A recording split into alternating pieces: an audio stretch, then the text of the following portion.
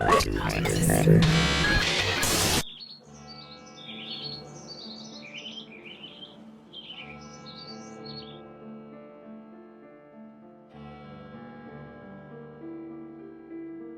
lot of people have defended Star Wars Episode 7, from my viewers to Red Letter Media to Chairman Mao and the tyrant Mickey Mouse, but I have descended from my throne on high to impart the final and only opinion on The Force Awakens.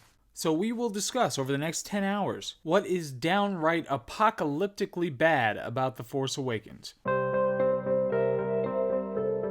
Star Wars Episode 7 The Force Awakens is written by a hamster and directed by evil Jar Jar Abrams. So many problems already. How does this happen? Instead of focusing primarily on the world and how the world functions, which is open and lays a foundation for caring about the characters, it name drops and shows no interest in the history or legacy of this story. I swear this was written by a marketing team based on action figure sales. It completely jettisons and isn't interested in what came before or what was previously accomplished. Everything is focused on Luke. Opening sentence, First Order is looking for him, Leia is looking for him, Pilot is looking for him. The interest of this opening crawl is so incredibly narrow and shallow. This doesn't open up a world of possibilities, it narrows a world down to a prepackaged, freeze-dried, processed corporate product. Let's see where it goes from here. Now, the Stormtroopers seem like the wrong tone. It's like sci-fi D-Day. The rest of Star Wars movies had a particular tone when it came to colors, lighting, composition, and this looks like a music video. However, it's not necessarily bad. It could presage the psychological tumult of Finn if anybody actually had an interest in the psychology of their characters, that is. Here's the main theme of the early scenes. It doesn't add to the world or have an interest in the world. It's just a shopping list of things that need to happen. So we've got a throwaway character with Poe. Now we have an expectation of who Poe is. He's generically good, at least. We don't get any history or significance of how the map ended up here, why this guy has it, why the general's been after it for a long time, and we realize that they are banking on finding him, Luke being him, and convincing him in the midst of a war to return. I can't stress enough how bad of a premise this is, that Luke chose to leave. You might not realize it, but you care much less about this plot point being resolved because it was a voluntary choice on the part of Luke. Any other setup would have created more drama and interest if he had been taken, if he didn't know about the First Order or Kylo Ren, if he had been on a mission and simply become lost. To go with character we know well has decided to leave, which is completely out of character, then you need to earn that decision with pitch perfect setup and psychological exploration, not just have another character state it in a random scene. So Poe was going to leave. Serendipitously, he's kept there. It's marginally contrived. It's just to keep him there. There's no other significance of this little scuffle. He shoots a couple and they leave him alone while he talks to R2 and watches from afar. The point, of course, is so he can get caught and meet Finn so they can escape together. Keep in mind, again, he was also going to leave. Why is it safer with BB-8 instead of Poe? Is it really more likely the droid can run away than Poe can? This is something that hasn't been established. He says, "I'll come back for you." Now this leads to a couple of issues. If you're so capable that you'll defeat the First Order to be able to come back for him, BB-8, then why not just keep it yourself? If you plan on getting caught, how do you know that you're going to get away? Is it just because you read the script? If he had said, "Get to Leia," it would have made much more sense. He would have expressed that he was concerned about escaping and just trying to delay to help BB-8. And here we're at one of the most infuriating things about the sequel trilogy: unclear character and thematic implications. We have this Finn scene, and it can mean multiple things to the character and what the character is going to do through the rest of the trilogy, or the rest of the movie. So first, we could have Poe killed the guy. Finn's natural reaction is to hate Poe. Finn is bent on revenge, but learns Poe is good, so has an internal conflict that's resolved through his arc in the movie. But of course, he doesn't hate Poe. They become friends instantly. Another possibility. Poe kills the guy. Finn's natural reaction is general anger and disenchantment with the First Order. He was friends with this guy in particular, or recognized that the guy is so much like him, so he's sad about it. And this leads into some kind of a realization. But a few minutes later, he goes on to kill a whole bunch of them. So this doesn't make sense. Later, we get Finn, who doesn't want to shoot civilians, maybe because war is bad in general, but that undermines the significance of him trying to help his friend or this other stormtrooper, and that being a meaningful event to him and his change and his arc. Now, none of this actually supports or suggests a backstory of Finn being indoctrinated for decades by the First Order. You'll see repeatedly throughout the characters will say their motivations, but don't act in accordance with those motivations. So the best you can try to get out of this scene is that he was just afraid for his life when this guy was killed and didn't care about this guy in particular. Then realized he didn't want to kill the people, and that's when he had the real realization. Again, it would render this scene unnecessary. But of course, he doesn't look scared for himself, he looks concerned for this guy, so even that is a stretch. Now, I think it was just the image of the blood on the white suit that JJ wanted to keep, and he didn't care about the particulars of any of the characters. I hate all this. It's all mixed together in a chlamydia gumbo, and it gets worse. As we know, Ren will later tell Hux not to damage the droid because it is so important, defying Snoke. This is supposed to be a significant distinction between Ren and Hux to show that Ren has a personal vendetta in this fight. Yet, he repeatedly does things that jeopardize his ability to find the map, such as killing the old throwaway character, taking Poe off of the planet before he knows where the map is, taking Rey instead of finding the droid later in the plot. These are all plot contrivances that undermine character. Now, within the first 15 minutes of this movie, by virtue of the first scene you see with each, all major characters have been inconsistent with their own character. This is like a shit-writing world record. Now, we don't get an idea of the connection between Kylo Ren and the First Order. This is something that could actually be very significant, but it's something that's just assumed. Then we get the random throwaway character who knows the lineage of Kylo Ren, which shrinks the world just a little bit. Poe takes his shot, stupidly, when he could have fled. Again, that was his plan, and no idea what the plan was taking this shot. Now, it could be an indication of character, that he's hot-headed, and that was the reason that he took the shot. But what happens right after this? So who talks first? You talk first? I talk first. The point is that him shooting is more likely a contrivance to show Ren's power and to get Poe captured. Now, this is the kind of power we haven't seen before. Kylo Ren has an entourage. He's prominent in the First Order. The First Order is powerful enough at this point to challenge the entire Republic, and he is known by random throwaway characters based on his reputation. Now, all these things are established. Just put a pin in that. It'll come into play later. Okay, let's take stock of where we are. This guy is dead. The village is being slaughtered, and yet Poe does not care. He makes a joke.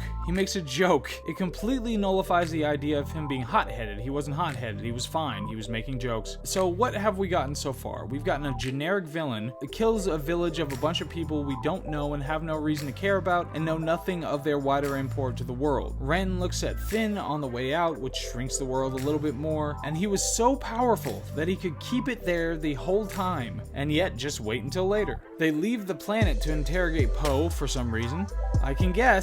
Finn acts like it's his first rodeo and didn't expect what happened. Captain Phasma is directly interested in Finn, which again shrinks the world just a little bit more. And what I mean by that is that the scene specifically could have demonstrated some aspect of the larger world, of something that's not just centered around your main characters. So it could have been part of the entire landing crew, where they all have to get in line and return their blaster. So Finn knows that he's going to be found out because he didn't fire anything. So then he wants to flee, but this would be part of a broader structure of the way things work and what they have to do and routines and all those things that are little aspects of world building that could be put into place. Instead, you have just one main character finds another main character specifically, and they have a two-person conversation that doesn't broaden the world or show any complexity.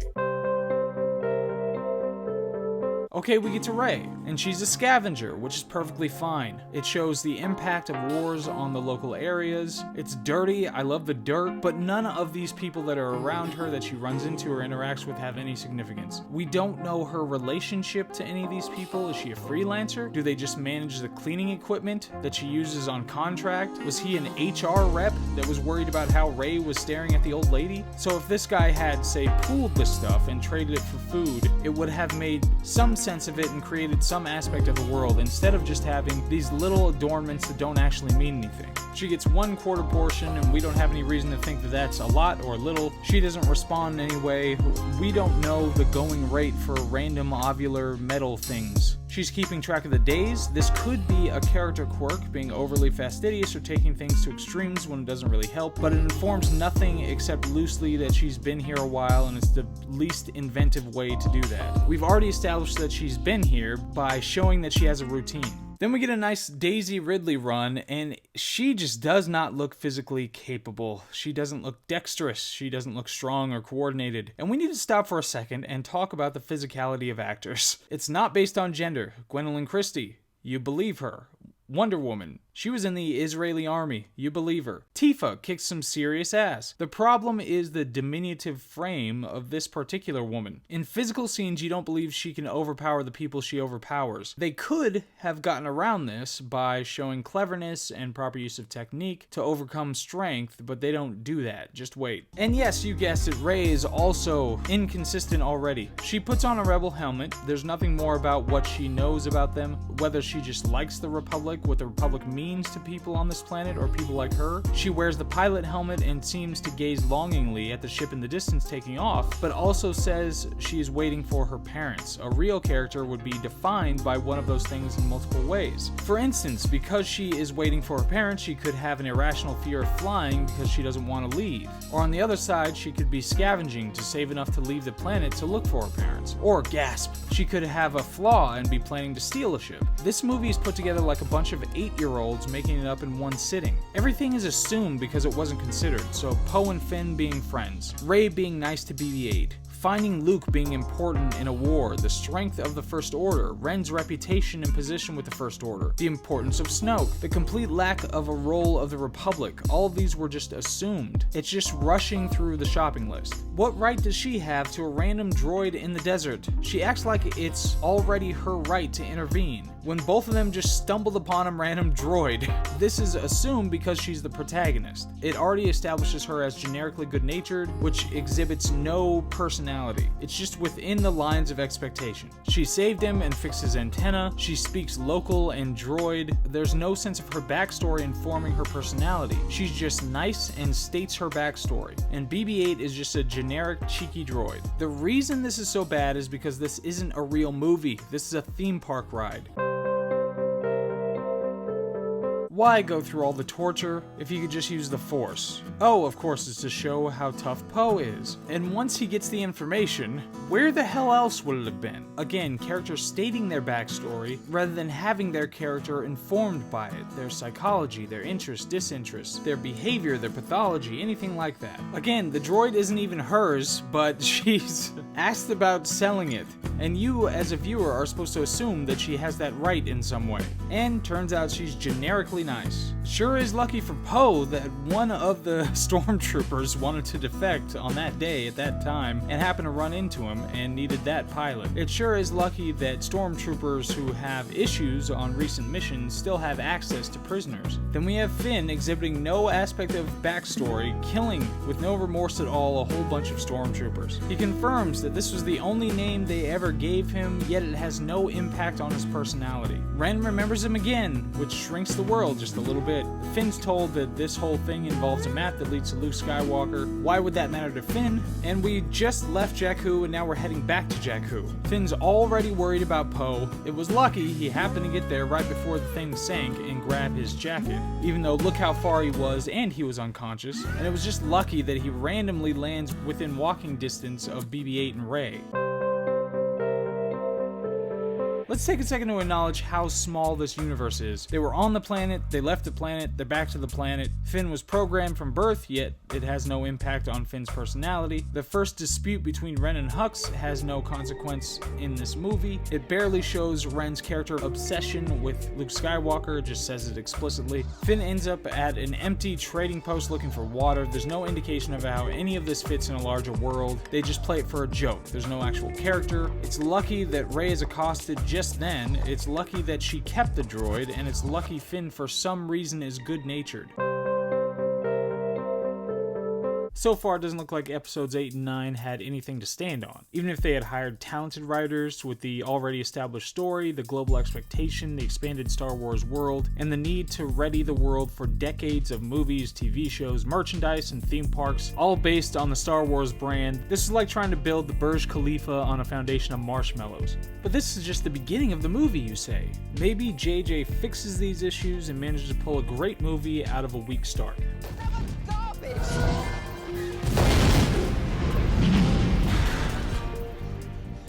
The garbage will do!